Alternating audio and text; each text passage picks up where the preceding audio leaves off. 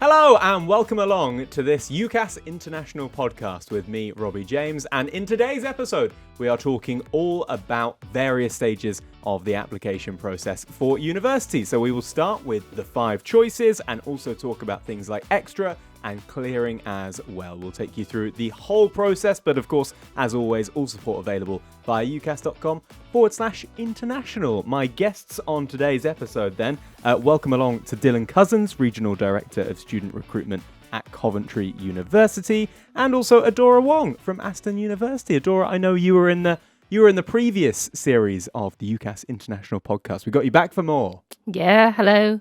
I'm back again. It's nice to have you back. And Dylan, making your debut on the podcast. Welcome along. You watched a few of these, feeling okay? Yeah, it's great and really great to be here. Thanks for having me. It's nice to have you on. Shall we? I feel like we should maybe take this kind of chronologically from a student's perspective. So we'll start with the 5 choices. But Dylan, maybe you can just tell us first a little bit about how your interactions with and where your interactions with international students actually begin. So we would be generally speaking to international students much earlier in the process, maybe 2 to 3 years before they are ready to submit their application. Wow. It will vary between regions, but we want to give them the many reasons that they want to be able to study in the UK, and lots of positive reasons, so that eventually when they are ready to make their application, they are considering Coventry and considering their degree study in the UK. That's quite far out. People might be listening to this thinking, "Oh, hang on, I'm planning to move to the UK in less than 2 or 3 years." So, did you, Adora, from your perspective, how soon did you make contact with people in the UK when you sort of got the gist that maybe I want to come here and study? So I came here when I was in 6th form, so which means that I made contact maybe like 3 months before I want to move here. Okay. So I Not didn't quite the 3 years. Yeah, I didn't really wanted to stay in Hong Kong to continue my study. So I was like, okay, I will move to UK. But that was probably like 3 months, maybe half a year beforehand. But it's more that like as a student, we'll reach out to maybe the agency or the college or university that you want to like look into it. Then we'll do that step, which from Dylan's side probably is they reaching out to the students. So it's more long-term plan. So the first, I suppose, step other than gathering information is that you've got to make your 5 choices. You've got to put down where you want to go and what you might want to study. What is sort of the biggest challenge to a student looking to study in the UK at that stage when they're trying to come up with those top 5, Dylan?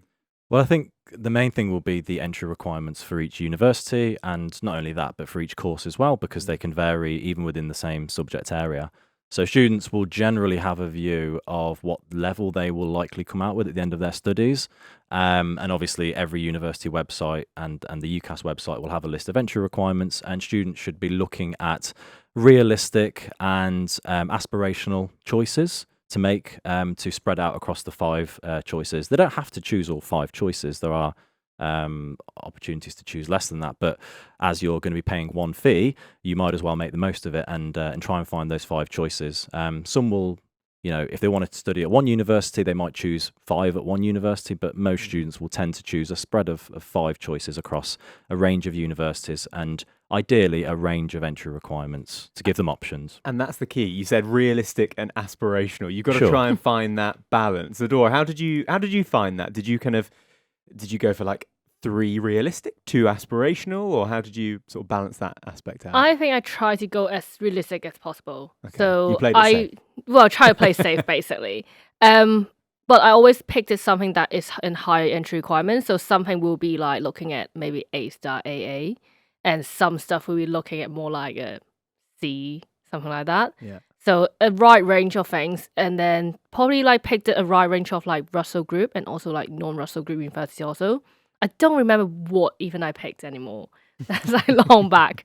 But that's definitely like a right range you pick is always best, because you don't know what will happen on the day, because things probably happens during exam time. So What would you advise, Dylan? People to would you advise against going for 5 courses at the same university, or would you say it's just really specific to each student and how they feel? Yeah, it's specific to each student, because some students, for whatever reason, it might be family reasons, for example, they have to go to a particular university that's in a particular location. But obviously, if you are applying to 5 courses that are very similar, if you get one offer or say you've applied to one course in, I don't know, business management, the university could make you an alternative offer for a different course that you've also put as one of your other 5 choices. So in one way, it's it does depend on the student, but actually you could be losing that opportunity to choose a different institution, to keep your options open if you do choose all 5 at the same place, unless you're desperate to go to that university. And is it at this stage where it's worth starting to think about things like visas and if one of those choices are to come through, how you're going to go about that process? Do you need to be prepared from that stage? Well, I think throughout the whole process, you need to understand what you'll need to send to the universities and what you'll need to provide, just so that you're ready. I mean, when you start to submit your UCAS application, it's effectively 10 months before the actual enrolment will start at the university. So you've got a long time to craft your personal statement, have a look at choices, do your research, use the UCAS website, but also eventually towards enrolment, you are going to have to provide documents and be ready for that visa process. And whilst all universities follow the UKVI processes, some universities may need additional information from you. UKVI process being UK visa, the government, sort of applications. Yeah, Okay. the UK government, yeah. And so you are going to be applying through your for your student visa through the UK government website, but at that stage, it's probably important to find out what documents you might need, even if it's 10 months before you're actually thinking of starting the course, just so you're prepared and so you've got enough time to get documents translated, have a little checklist of things that you might need from each university, just so you're really prepared. What kind of documents could they be? So it could be transcripts, so your qualifications, a copy of your passport, reference letters, those types of things. If the documents are not in English, because in your home country English isn't the most spoken language, then they will need to be translated. So it's just really important that if you have any of those documents, start that process as soon as you can, rather than waiting a month, 2 months before enrolment and worrying that you don't have enough time to complete those checks and make sure the university is happy with the documents you've sent. How did you find that process, Adora? It is those little things that Dylan was mentioning there, those things that maybe when it comes to the intensity of finding your results and going through with it and being like, yeah, okay, this is happening, you suddenly think, oh, yeah, maybe I should have taken a week to get XYZ translated. I think for me, because in Hong Kong it's slightly easier because we have everything pretty much in English, as that's what a common language being spoken also. But a lot of students, they will panic. For me, it was very lucky because I got everything pretty much ready beforehand. And I think being prepared and ready, just like being even over-prepared is so important, just because you don't know what comes up. It could be like a bank statement. It could be some kind of things that just comes up on the day that you need it, and then you don't know where it is, and then you start like panicking and things. So there's no point to stress out on the day. So even being over-prepared is actually good. Dylan was nodding away at the over-prepared. You love the sound of that. Yeah, don't you? it's better to be over-prepared. And, university websites will also generally give information for your country. So if a bank statement is required, as you mentioned, then that will be clearly listed and it'll give you time to prepare. Some documents are needed for every country. So we've discussed the 5 choices. We also have the option for extra choices as well. Bit of a distinguishment to be made. Distinguishment? Is that a word? Let's go It's with going to it. be a word now. A distinguishment to be made between extra and clearing. What is that, Dylan? So extra is an opportunity to apply for effectively a 6th choice. You can go into extra, and not all universities will put their course into extra, but if you're not holding any offers or you've declined your offers from your 5 choices, you can effectively add an additional course in extra for a university to review. If they make you an offer and you accept it, then great. If not, you can add another course, and you can keep doing that process until you find the course that's right for you. Obviously, there is a time limit, with that, because you're not going to have months and months to keep going back and forth between choices. So usually, a student will add one course in extra, and hopefully that's the course that they want to study. And for whatever reason, they didn't pick that as their original 5 choices. So it's a great way to be able to add almost like a 6th choice. But students are only eligible for it if they've got no offers, or they've declined their offers from their original application. I see. So I'm guessing for you, Adora, that wasn't something that came up? I actually considered that also. You did? So one of the things that I reconsidered was I wanted to stay in Birmingham after I finished, but originally I didn't think of that at all. I just wanted to go away, leave Birmingham. Birmingham. Birmingham was happy to have you. Yeah. So I did consider going to get extra, but the chances is I have to decline everything that I have, which means that Yeah. it can put me into slightly risky position because that's like one choice that I need to make. So I decided to not go for it basically. Feels a bit high risk, high reward. Feels a bit Russian roulette. It does a little bit, and that's probably how students feel at that point. You'd have to be very confident that you're Yeah. probably going to get an offer. Perhaps even speak to the university before you decide to decline of those choices, so they can maybe even verbally tell you or give you a good indication that you're going to get an offer. And that at least gives you a bit of comfort if you do choose to go through extra. I think that's a good bit of advice. Maybe talk to people before you decline every single choice that you've just been accepted on. So I mentioned the difference between extra and clearing. What therefore is clearing? So clearing is the final opportunity in the UCAS cycle to apply to a university. Universities will put all of their courses that still have places on them available in clearing, and that process will be the last opportunity students have to access a university course. So it's much later in the cycle, usually around July, August time. And Adora, why are you on this podcast? Because what did you go through? Clearing. Yeah, you're too right, you did. And how was it? It was actually not too bad. It was a stressful experience. Interesting that you say actually, because I feel there's a bit of a myth around clearing, isn't there? That maybe it's it's the only option for if things have gone really wrong or something like that. There's a bit of a stereotype, bit of a myth. Yeah, so I think back in the days, you would say like people probably slip their grade and that's why they go for clearing. But Yeah. nowadays, technically, you can go for clearing if you found something that you're more interested in, want to get into, or you get a better grade, so you want to upgrade for your choice. So that's what happened to me. I slipped my grade, but I wanted a better choice, so I got an upgrade for what I originally picked as my insurance choice. So that's a great idea. It could be stressful because there's lots of things to go through on the day. You could be panicking because you just got your A-level result. Some people their school might not release it just in time for everyone to compete. But the university always try to provide as much support possible that they can. And I guess when you can sort of enter the clearing process, Dylan, does that vary depending on where you are currently studying at that moment in time? Maybe like what school and what country you're in? Yes, so clearing will open on the 5th of July officially. So for many international students that receive their results in July, they've got a good chance to speak to universities at that point and apply through clearing. The biggest part of clearing every year is A-level results day in the middle of August. The actual date of that changes each year. But if you're a student who is not studying A-levels and you do get your results from your qualification from whichever country you're studying in earlier than that, so in July, it's really good to start that process then and not wait until August to make that application. If you can get your place confirmed in July, you've got more time to think about your student visa and planning your life in the UK for the next few years.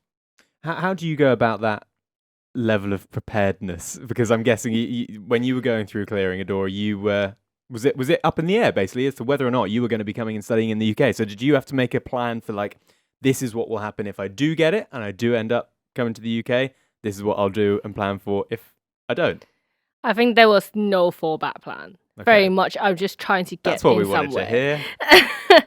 So very much, I called up on the day, which you still kind of call nowadays. But Yeah. back in the days, you call up and they will make an offer over the phone. Nowadays, university potentially will make an offer through emails and having confirmation instead of confirming over the phone. You need to make sure you got everything prepared. That's one of the main thing. Your grades, maybe your passport, something that university will need, like the most common thing will passport and like your grades, so that they can check things going through. As an international student, your IELTS result is so important because in university they require that level of English, and if you don't have your IELTS result ready, that is good to put you down also. Would you go along with that, Dylan? Yeah, absolutely, and it's good that you mentioned the English level as well, because any student coming to the UK to study has to demonstrate their English level. So whether that's through IELTS or maybe it's through their own high school. Through what did you say? IELTS, IELTS. English test, Right. yeah, which is like a global test. But there are a lot of different tests out there. But some universities will accept an English subject from your high school diploma, high school transcript, but it will vary between each university. Again, entry requirements should be clearly listed on each website for each country, so you can understand, okay, will they accept my English grade? And if not, what do I need to do next? Yeah. And surrounding clearing, from your job, what is the question that you get asked the most? Do you have spaces available? It's probably the first one. What are the requirements? Because universities, because they are trying to fill those last minute places that they have on these courses, they can possibly be a bit more flexible with their entry requirements. And they should be clearly listed by each university, so you can at least browse on a university website and see what level they will be accepting at before you even make that phone call, or as you were saying, send a WhatsApp message or a live chat message to a university to see if you can get a place. So that'll be really crucial. And again, there's no one size fits all answer for that. It's each university is individual in those requirements. I'm just wondering, looking back, Adora, what would you have, if you were to give advice to your younger self now surrounding this entire process? Because there's a lot going on and there's a lot of variables and unknowns at different times. What is the sort of one thing that you maybe wish you'd known back then? I would definitely say probably prepare to pick 2-3 university in clearing, because I just prepared I want to go into one, and that was it. Having a backup choice in clearing is actually really important, because what if you didn't get into the one that you want, or what if that course isn't open? So having a backup is always good to just make sure you prepare. You can have more choices, more options for you to pick, basically. And I suppose just to sort of round this off, sort of on a similar topic, there are a lot of moving parts. You could potentially be speaking to a lot of course leaders, a lot of people like yourself, Dylan, a lot of different universities.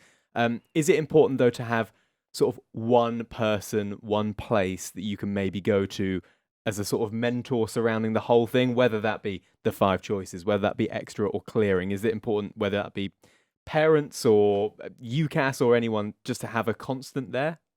Yeah, and it's going to be individual to each student and their circumstances. A lot of students will be supported by their family members, or maybe an agency that's helping them with their application. Again, the UCAS website is the main place where a lot of that information will be available to help students. Well said on the UCAS International podcast. Only because it's true, it's so it's a great resource, and international students should definitely have a look at that and really take in all the information there, because it's designed to support the students. So why not look at the information and allow it to help you through the process. Anything else you would add on that, Adora? Anywhere else that you should be sort of keeping an eye on? I would definitely say keep an eye on your government website also, because sometimes UK government could change certain laws and things, which means that you need to keep up to date. What do you need to apply for your visa? So that's another main thing for international students to do. Good stuff. Lovely. I think the moral of the story is be prepared, right? Is that be what over prepared? Yeah. Be over prepared. I like that. I don't think, is it possible to be over prepared? I don't think it is. No. Not in your eyes, Dylan. No. I could tell. The way you looked at me, I could tell. Thank you very much indeed. Lovely to have you both on, Dylan and Adora, and to you for watching and listening as well. Of course, plenty more information available via ucas.com/international. Loads of resources to help you out with. And don't forget to like and subscribe to this podcast as well, and you'll be able to get access to all of the UCAS International podcasts. But until then, it's goodbye for now.